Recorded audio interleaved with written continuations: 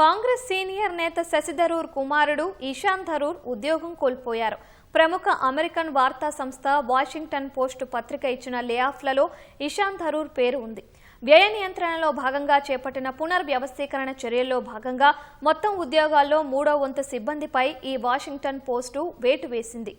Foreign బ్యూరోలు, స్థానిక reporting బృందాలు, sports desk, business విభాగంలో ఉద్యోగాలపై లేఆఫ్ల ప్రభావం పడింది. 300 మందికి పైగా ఉద్యోగం కోల్పోయారు. సీనియర్ ఇంటర్నేషనల్ అఫైర్స్ కాలమిస్టుగా పనిచేసిన ఇషాన్ కూడా అందులో ఉన్నారు. ఈ లేఆఫ్ల పైన ఇషాన్ ఎక్స్ వేదికగా పోస్టు పెట్టారు. 12 ఏళ్లుగా ఈ సంస్థలోనే పనిచేశానని, ఎందరో అద్భుతమైన వ్యక్తులతో కలిసి పనిచేశానని తెలిపారు.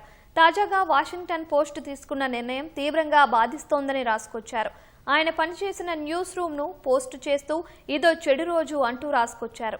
ఈ వాషింగ్టన్ పోస్టు పత్రికను స్టిల్సన్ హచిన్స్ స్థాపించారు. 2013లో అమెరికా వ్యవస్థాపకుడు జెఫ్ బెజోస్ దీనిని సొంతం చేసుకున్నారు.